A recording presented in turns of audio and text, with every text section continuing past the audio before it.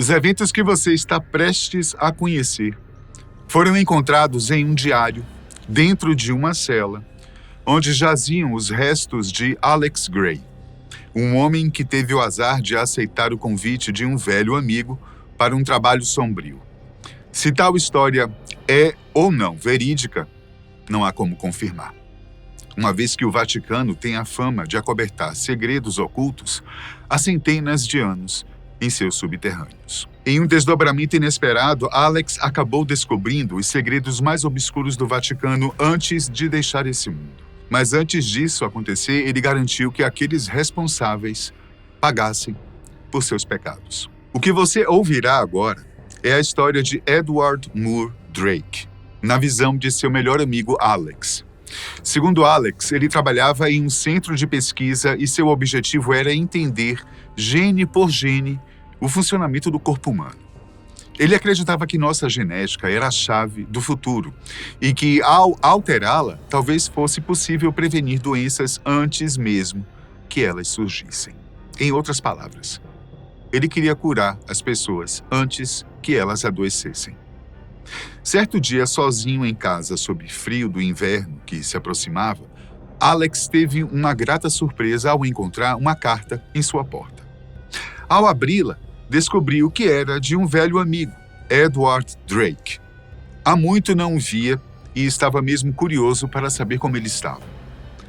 A última notícia que Alex tivera sobre Edward era que ele havia se retirado para uma igreja gigantesca, quase do tamanho de um castelo romano.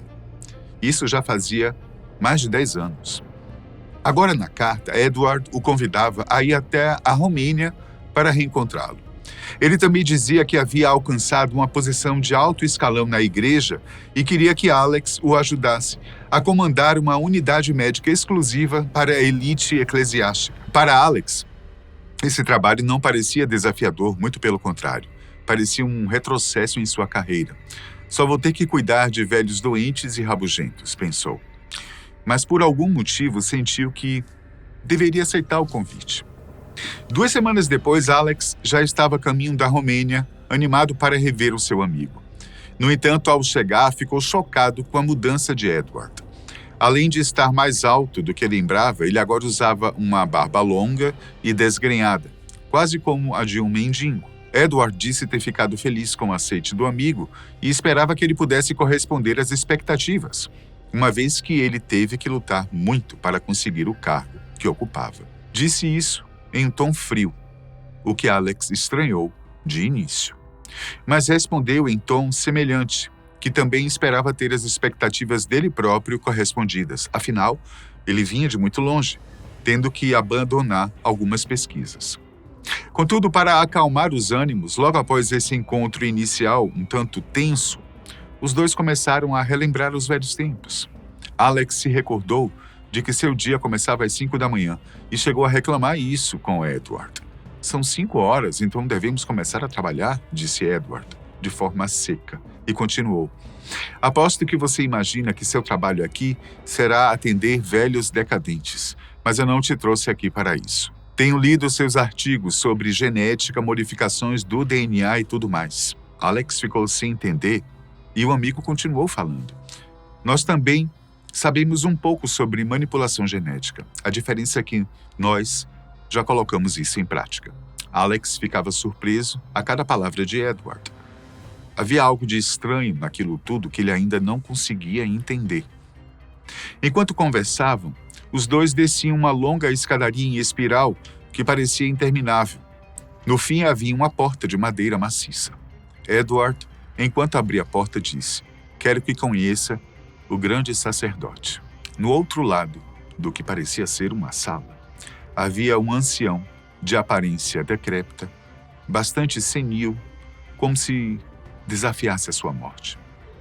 Seus olhos tão enrugados que dava a impressão de que o velho mal enxergava. Seu nome, Padre Vlad.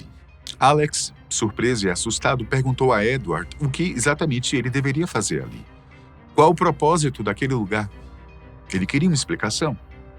Mas a resposta não veio de Edward, mas sim do ancião, que parecia estar ainda mais lúcido, ou diria louco, do que Alex.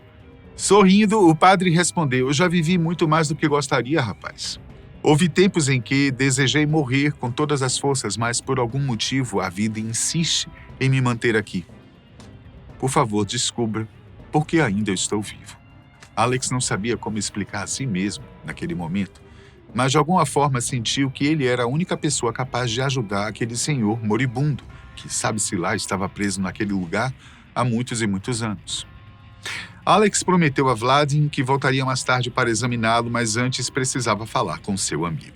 Por meio de Edward, Alex levaria o mais novo susto de seu longo dia. Vlad e aquele ancião, de barbas grandes e grisalhas, de rosto marcado pelo tempo, mas com a consciência completamente sã, tinha mais de 300 anos de idade. É claro que Alex não aceitou. Aquilo tudo era um absurdo.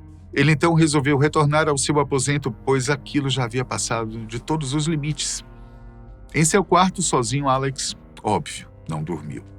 Chegou à conclusão de que o melhor era partir dali, mas parecia que algo tentava convencê-lo do contrário, a curiosidade. E mais, poderia ser uma oportunidade para ampliar seu campo de estudo. Ao ler os arquivos do padre, Alex viu registros detalhando sua participação em guerras e seu século de dedicação total à igreja.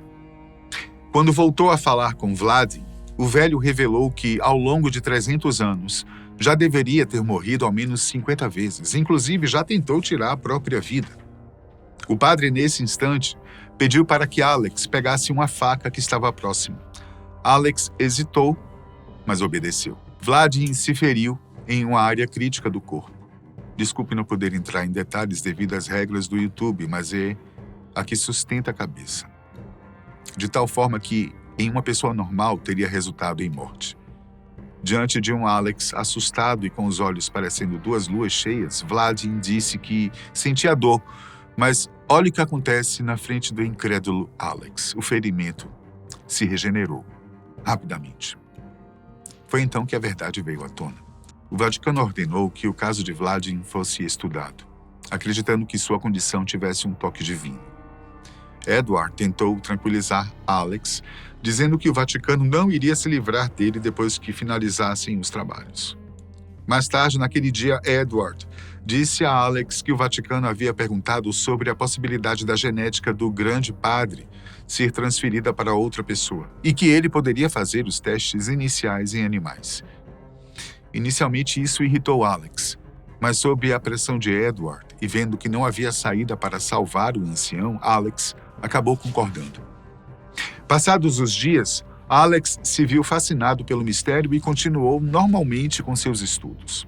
Algum tempo depois, já fazendo experimentos em animais, finalmente ele parece ter conseguido encontrar a cura para a imortalidade de Vlad. A notícia, claro, não poderia ser melhor. E quando contou a Edward, animado, ele prontamente disse a Alex que informaria ao Vaticano. Contudo, Alex o informou que precisariam ser feitos mais testes antes da confirmação final. Edward ignorou. Na noite seguinte aconteceu a cerimônia solene. Na presença de alguns convidados ilustres, ao som de canto gregoriano e também lágrimas, Vladimir tomou a fórmula. Sob os olhares curiosos e a atenção maior por parte de Alex, Vladimir fechou os olhos tranquilamente e dormiu para sempre. No dia seguinte, Alex e Edward foram levados a uma câmara subterrânea no Vaticano. Assim que chegaram, a fórmula foi arrancada de suas mãos e um dos clérigos ordenou que o prendessem. Alex reagiu, falando ao amigo que ele havia prometido que eles não fariam nada com ele. Pediu ajuda a Edward, mas foi em vão. Não vamos te matar, só vamos te manter em segurança para sempre, teria respondido um dos homens. Edward sequer reagiu. Enquanto Alex estava preso em uma masmorra úmida, cheirando a lodo, deixado lá para literalmente apodrecer, figuras importantes do Vaticano, acreditando que tinham uma fórmula mágica nas mãos, inclusive o egocêntrico Edward, não hesitaram em ingeri-la. Lembre-se que nesta fórmula estava a genética do padre Vlad. Era a imortalidade que os homens queriam buscar. Em sua cela escura, Alex sorria. Como ele estava desconfiado de que alguma coisa ruim poderia lhe acontecer, na noite anterior, após a cerimônia, Havia escrito e deixado uma mensagem a Edward, colocando-a no bolso de suas vestes, sem que o clérigo percebesse. E naquele pedaço de papel que só agora, logo depois de beber a fórmula, Edward encontrava em seu bolso, haviam estas palavras: Meu caro amigo, a fórmula que vocês tomaram não era da imortalidade. Misturei nela o DNA de várias criaturas. Agora vocês têm um pouco de tudo correndo em suas veias. E adivinhem, não vão morrer, mas também não parecerão mais tão humanos. Bizarro, né? Conta-se que os restos mortais de Alex Grey estão nos subterrâneos do Vaticano até os dias de hoje. Será que essa história é mesmo verdade? Ou se trata apenas de uma lenda, cuja moral nos leva a pensar sobre temas como ambição, traição e as consequências da manipulação científica sem ética? O que é que você acha? Pensa aí, opine, compartilhe. Surreal, né? História bizarra demais.